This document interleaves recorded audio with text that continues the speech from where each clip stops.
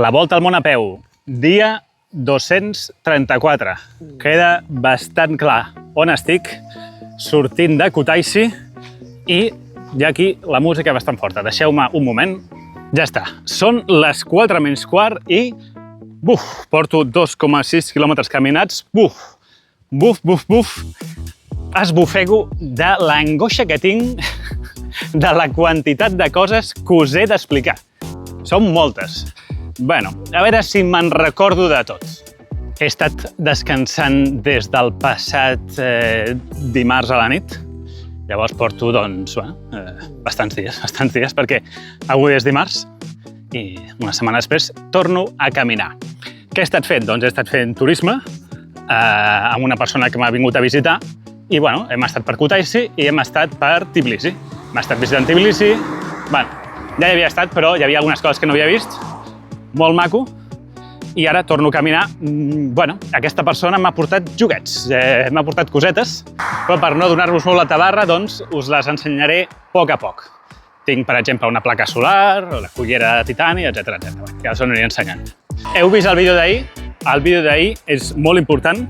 Ara mateix em trobo a Kutaisi i, doncs, si l'heu vist, ja sabeu que el que faré els propers dies serà anar caminant fins a Tbilisi. Anirem mig carretera, mig muntanya, bastanta muntanya farem, i a Tbilisi agafaré un avió fins a Uzbekistan. Spoiler. Quan serà aquest avió? Doncs mira, l'he comprat aquest matí. Doncs serà el 31 de juliol. Avui és dia 21 de juliol. Per tant, d'aquí 10 dies. És una mica justet. Una mica justet, perquè a Tbilisi vull fer un parell de coses, com enviar els postals i comprar alguna coseta. Em donarà temps... Bueno, segur que em donarà temps, perquè agafaré l'avió segur. No sé si em donarà temps a fer la resta de coses, però bueno, ja tal. Surto tan tard perquè aquest matí he estat un munt d'estona editant el vídeo d'ahir, que m'ha portat moltíssima feina, molts gràfics, molts mapes, bueno, si l'heu vist ja ho sabeu, però espero que hagi quedat clar la ruta. Si algú diu, ostres, aquest vídeo és un lío, Enric, no m'entero de res, sisplau, escriviu-m'ho, perquè, no sé, faré un resum o el que sigui, però crec que més o menys ho he explicat bastant bé. En qualsevol cas, avui, doncs, amb l'hora aquesta que porto caminada, més unes 4 hores més, posa-li, he de sortir de Kutaisi i anar caminant una mica per la muntanya, a veure fins on arribem. Let's go! Ostres, tu, tinc un problema. És un gos gegant, bueno, mira, podria ser agressiu, podria ser pitjor, saps? I aquest gos, si fos agressiu amb mi, em podria destrossar. Bueno, m'està seguint, no m'agrada que em segueixin, però és que a més el tio es posa davant meu, em toca amb l'hocico, amb el cap, em va com fregant i es posa davant meu, darrere, no, és una mica caòtic i no em deixa de seguir, He fet servir l'ultrason, li ha sigut igual. He fet servir el truc de la pedra, li ha sigut igual. És molt gran aquest gos, és que és enorme, això és un pastor alemany, crec, no? Hòstia, tio, nen. És una altra banda, bueno. Ara crec que no sé si tinc algun poble aquí proper, on a vegades els pobles el puc despistar, entrar en algun comerç o el que sigui. Hòstia, ai, mare meva, tu. Mare meva.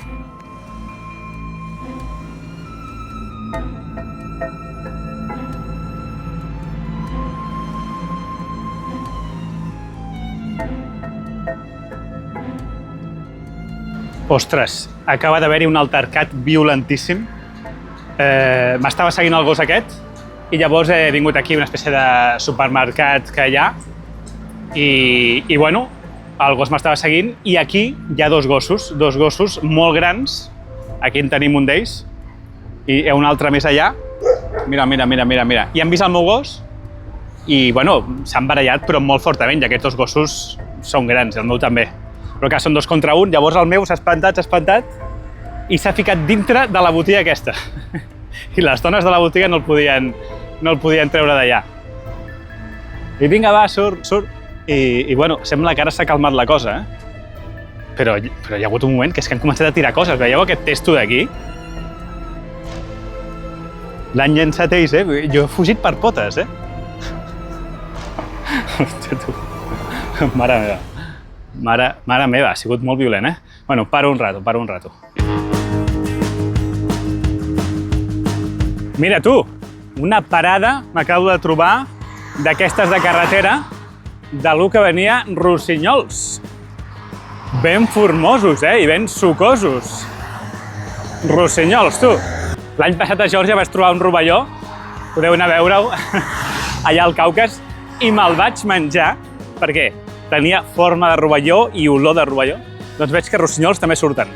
Bueno, ara avançant per aquesta carretera, d'aquí poc ja ens desviarem per una zona una mica més rural.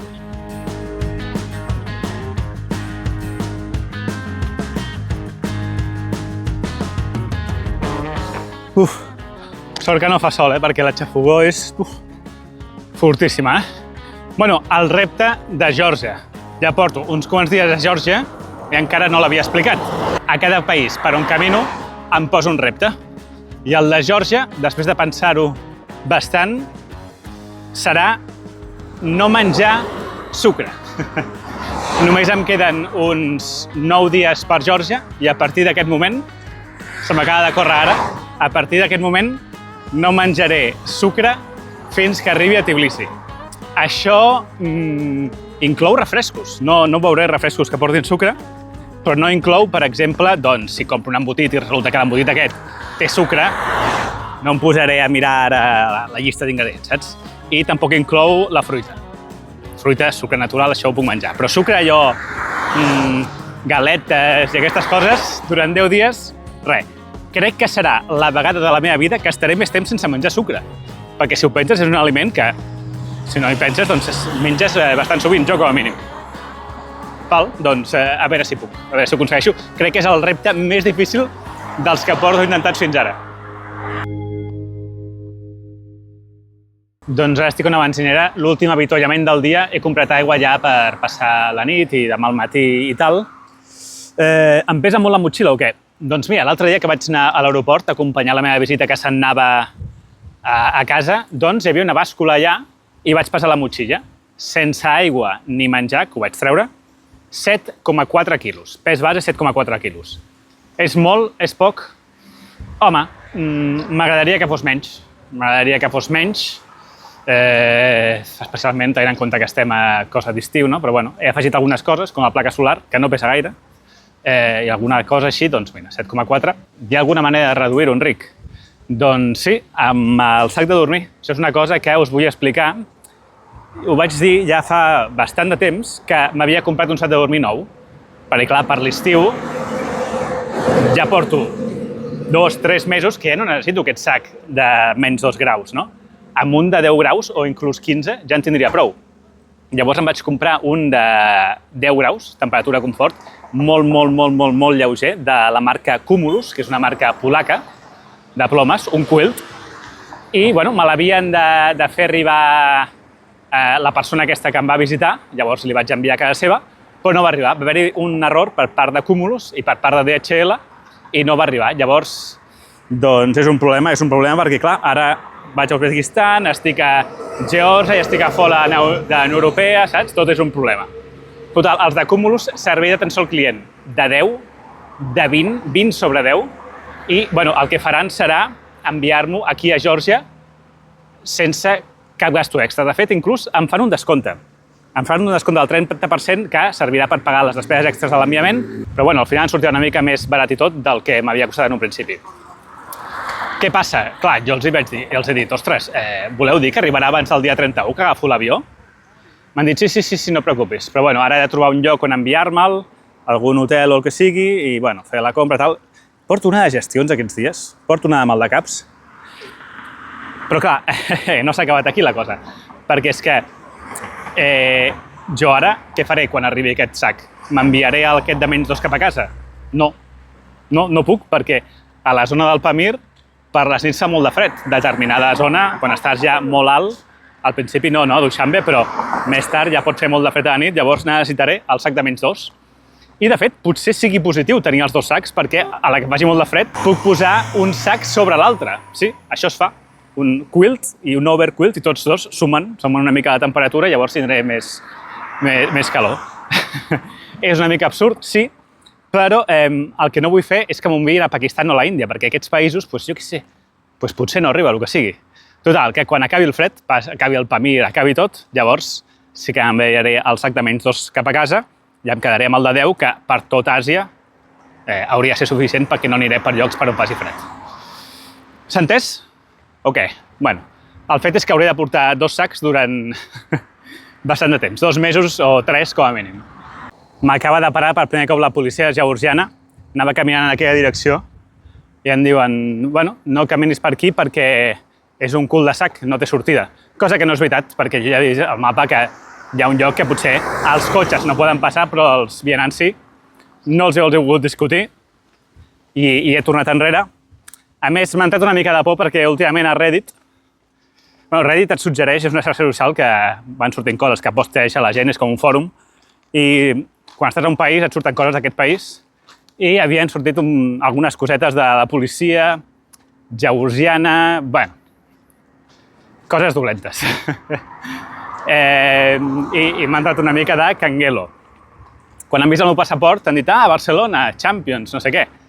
I llavors he aprofitat i els he ensenyat el carnet del Barça i, bueno, no m'he passat res, igualment, però els he caigut més simpàtic. Total, què m'han dit? M'han dit, camina per l'autopista. L'autopista està allà i l'autopista normalment és un lloc que els peatons, els vianants, no poden anar. Jo vaig per carreteres que no són autopista, de segona categoria, no? Però no, em diuen que vagi per l'autopista, pel voral i ja està. Bueno, ok, si ho diu la policia, doncs serà veritat. I respecte al tema de campions, doncs, bueno, l'altre dia vaig jugar a la final del Mundial i, bueno, ja sabeu el que ha passat, no cal que us ho digui, va guanyar Espanya. Això surt ja el dimecres, que ja ha passat un munt de dies. Vaig estar una bona estona buscant al Booking l'habitació que tingués la pantalla plana més gran per poder veure bé el Mundial, no? I sí, vaig trobar una que, bueno, pantalla més o menys tal, i bé, i l'habitació estava molt bé. Atenció, com sempre, fem el test Clean and Iron. Test 1, pols. Un 9, prova 2, olors. Un 8. Prova 3, bany. Un 10. Un 10. Prova 4, prova Iron, sense qualificar, perquè ja he estat 2 dies dormint aquí. Bona nota aquest lloc. Era un bon lloc, però bueno, vaig gastar una mica més de l'habitual. Ja està bé per veure la final del món, que, bueno, a Espanya, Argentina no va xutar ni una sola vegada entre els 3 pals, no? Bueno, aquesta vegada no em vaig dormir, com a tots els altres partits que tard o se'n tancaven els ulls. No va estar malament el partit, a pesar de que no va haver-hi gaires gols, va estar bé. Algun argentí, crec que hi ha algun argentí que mira els vídeos. Una mica marrulleros, argentins, especialment al final del partit, bastant guarretes, donant patades, violència. No em va agradar això.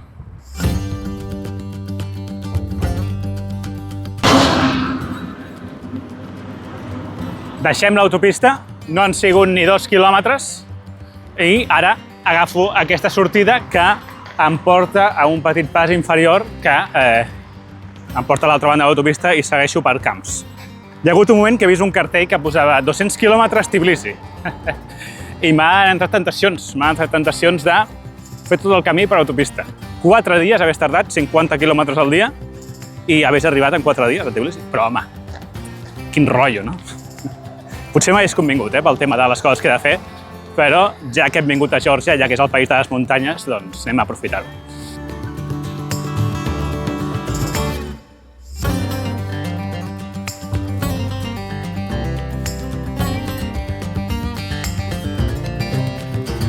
Caminant per la plana fluvial del riu Ivirila, he mirat el nom, que és aquest d'aquí, que és el riu més gran de Geòrgia, i la plana fluvial s'estén des d'aquelles muntanyes d'allà fins a aquelles d'allà. Bueno, si tu mires un mapa de Geòrgia, doncs hi ha una zona al mig del país que és molt plana, i és aquesta. I jo podria caminar per aquí, fins a Tbilisi, però bueno, no. Però bueno, està molt bé per acampar, són les 7:30 passades, i bueno, aquí segur que trobarem algun lloc, sí. Els georgians diuen que aquest riu és el que divideix Europa d'Àsia. Clar, els georgians es consideren europeus i culturalment ho són, però geogràficament, fora dels georgians, la resta del món considera que això és Àsia, perquè el límit d'Àsia és l'estret del Bòsfor, per una part, i el Caucas. Sobre el Caucas hi ha Rússia i allà es considera Europa geogràficament, d'acord? Però bueno, segons ells és aquest riu. Ok, no direm res. Val, doncs queden, bueno, doncs jo què sé, uns 45 minuts de caminar i en algun lloc trobarem alguna cosa, perquè està molt bé, això és molt pla. Bueno, les 8:10 he estat seguint aquesta pista, encara que la pista principal està just allà, d'acord? I encara quedarien uns 20 minuts de sol, però ara hi ha unes 4 cases per aquí davant. He sentit algun gos, llavors, per caminar 10 minuts més i estar menys amagat, millor em quedo aquí, perquè aquí hi ha, no sé si es veu, un petit terraplè i aquí està pla. Llavors poder acampar aquí i, bueno, si vinguessin em veurien, però des de la pista principal se'n veu menys, que tampoc passaria res, però bueno, sempre està millor. Vaig a baixar, vinga. Com sempre, esport de risc aquí. Molt bé, està ben pla. Suposo que he menjat per les vagues. Com sempre, en compte amb les paparres. Acampo, em dutxo i fem resum. 21 quilòmetres avui només, he començat tard. 2 refrescos que m'he pres abans de dir que faria el repte de no prendre el sucre, ha sigut abans. Un cafè i no he parlat amb ningú. I de diners, atenció, avui serien 21 euros de lo meu, no? I després avui també comptaré altres coses que he anat gastant. Per exemple, el vol de Tbilisi fins a Tashkent, fins a Uzbekistan, m'ha costat 250 euros. És car per un vol de 3 hores i escaig, sí, és car, però clar, l'he comprat amb 9 dies d'antelació. Què volies? N'hi havia un de més barat, però era el dia anterior, llavors era massa just. Dia 30, per mi, era massa just. I algun que hi havia el dia 4 o així, era massa tard, no? Preferia apurar una mica i bueno, doncs mira, 250 euros. Per això doneu a la seta, no? I aquestes coses, per això està els diners. Ara el proper avió ja serà al Pakistan, al principi. Creuem els dits. Vinga, què més? La placa solar m'ha costat 20 euros. La cullera de tatani m'ha costat 7 euros. El trípode, que són 2 parts, ja us ho he dit diverses vegades, la part de dalt crec que han sigut 13 i la part de baix 10. Demà parlarem del trípode i dels altres joguets que tinc. També m'he comprat uns mitjons molt car, aquí a Geòrgia, a la que vas una mica coses que vols una mica tècniques, et claven, i que a més aquests mitjons d'Adidas, que tampoc són res de l'altre món, que va, no ho són, m'han costat 17 euros. Bé, en fi. I tinc micròfons nous. Això em fastigueix una mica haver-ho de canviar perquè això és culpa meva d'haver-ho tractat malament o que se m'hagin perdut coses, se m'hagi perdut un imant. Hi havia un dels micròfons que no funcionava perquè sense voler el vaig banyar amb aigua. I clar, si vull fer entrevistes, no? Allò de Catalans sense fronteres, necessito 2. I a més, no sé si us fixàveu que a vegades als últims vídeos, de tant en quant, es tallava l'àudio i es passava a escoltar l'àudio del micròfon del mòbil, que escolta bastant malament. Llavors, mira, n'he comprat un de nous, 90 euros.